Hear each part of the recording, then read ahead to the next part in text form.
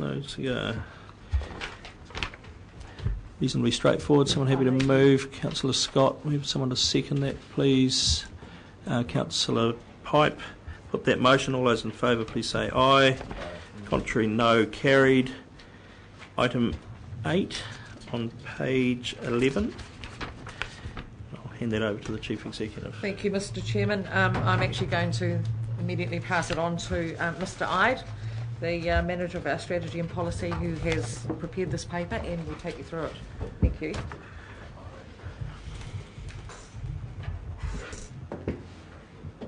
Good morning all. I'll try that again. Good morning all. Through you, Mr. Chair, this paper does two things. It summarises the government's recently released discussion document proposing amendments to the National Policy Statement for Freshwater. There's about 7 key proposals in that discussion document that the government is seeking feedback on.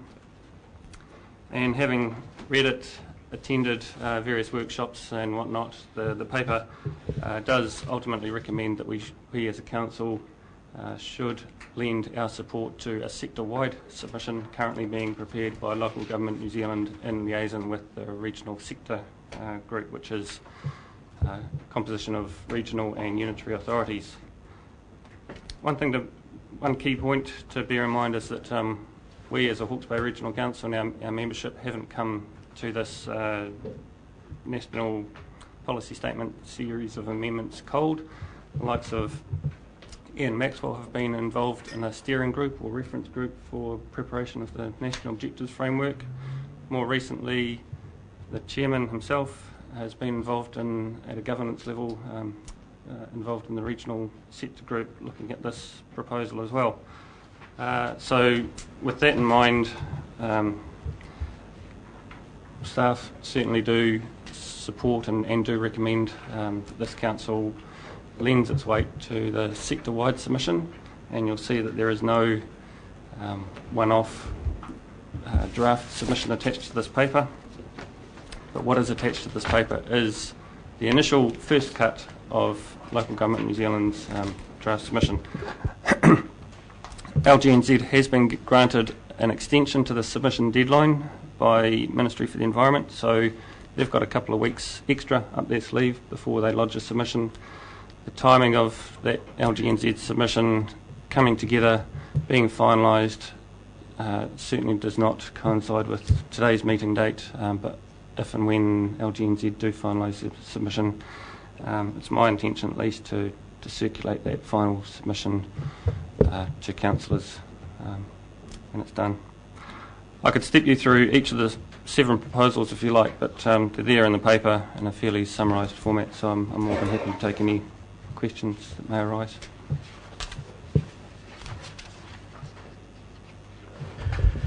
Councillor Belford. Looking at proposal 3, which on page 12 refers to safeguarding. It's talking about the 2 of these values where they're I'm not sure I have the language correct, but mandatory minimum values, I guess, that would need to be achieved. I'm aware there's some controversy over this safeguarding human health for secondary contact recreation issue. So what is the position of New Zealand local government or whoever we're lining up with here on that issue? I suppose the first point to note is that the sector does support a national framework, so it in time should dispense with a whole lot of debate and re-debate over the science and methodologies and whatnot. There is still some contention, not so much within the sector as I understand it, but certainly amongst the wider New Zealand community, that the compulsory value should not just be contact recreation, secondary contact recreation, but basically it should be a compulsory value that all water bodies should be of a safe swimming standard. Does that really mean urban streams should be safe for swimming? Every wetland should be safe for swimming? There's where there's a bit of a rub going on across the wider New Zealand Inc. kind of perspective. the regional and unitary councils are more than comfy with the compulsory value being for secondary contact recreation, but at this point in time, not for swimming. Are we aware whether the DHB has submitted on this?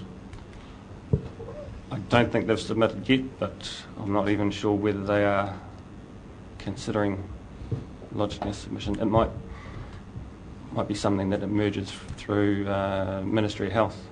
I mean, I would assume we would take more seriously their opinion about the adequacy of this standard than we would local government New Zealand's. Well, they're entitled to their opinion. Regional and unitary councils are entitled to their opinion. At the end of the day, the compulsory values are set at a national level.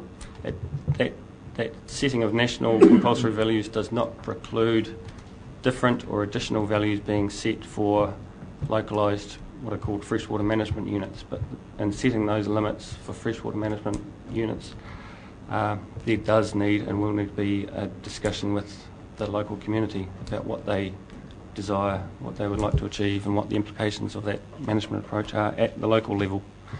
This suite of amendments to the National Policy Statement are more at the national framework overarching level. Just to clarify, what you're actually telling us is that there's nothing to prevent this council from setting a standard that would enable primary contact if that's what they chose to do. Correct. Sure. Okay. Can I just preface my comments by saying it's the usual stance is for local government to whinge and growl at central government about imposing costs on them, and there's always a sort of to and fro.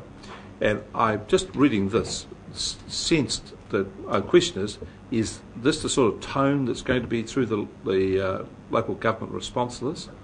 And in particular, I'm looking at, when it looks at costs, it's going to have additional costs on councils for monitoring and assessing and so on. And I would have thought we should be saying we welcome this, because if you can't measure it, you can't manage it. And which is what we should be doing anyway. Rather than see it as a negative, we should be saying this is a positive, because if we're going to manage these waterways, we need to measure them. If you can't measure them, you can't manage them. So I just want to see, are we going to pitch this where it's a positive thing, positively, rather than try and make it a negative? Yeah.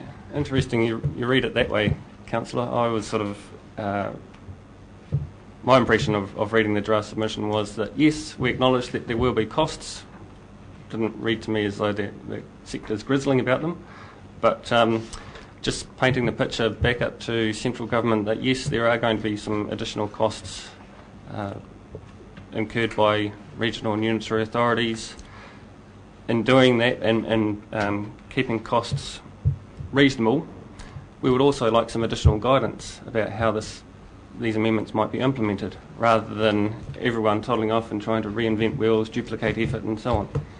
So, yeah, I'm intrigued to hear that the tone might well have come across as a bit more grisly than what I took it to be. I just hope we embrace this positively, because I think it's a good thing.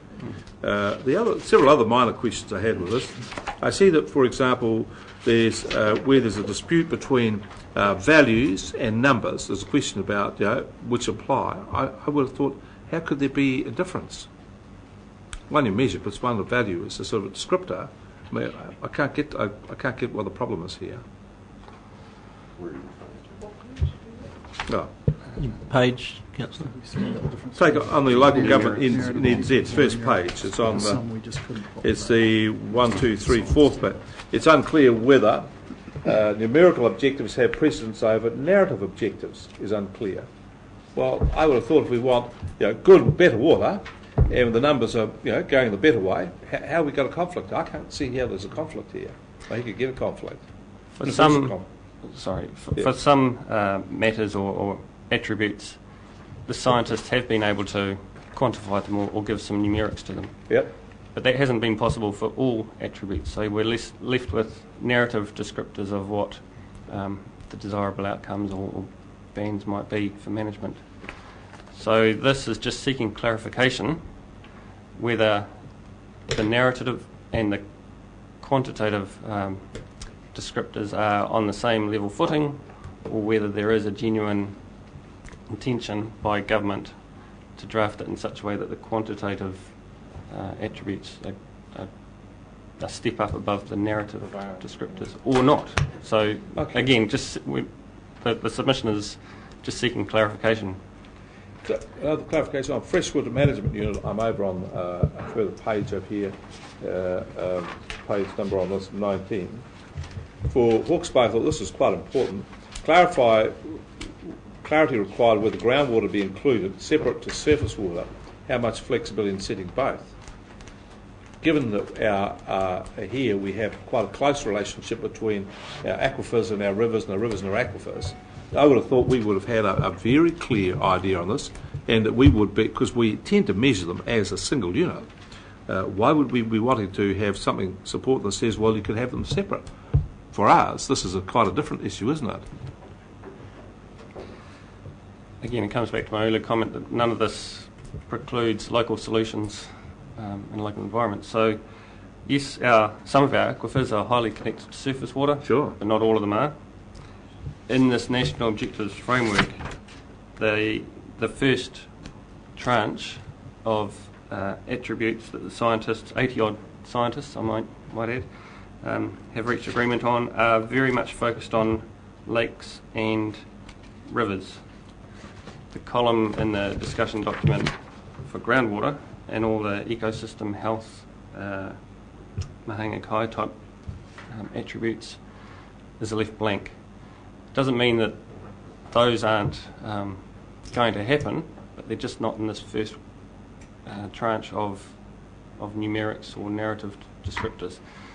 MFE have indicated that within the next 5 years they hope the scientists' discussions will evolve and traverse groundwater and what was the other one? Wetlands in a further advanced way, so they can come up with agreements and populate some numbers for groundwater management.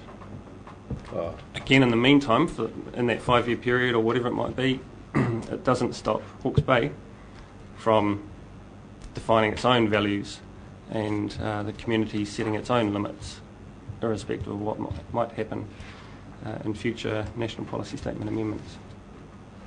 Well, that's helpful. Thank you, Councillor Scott.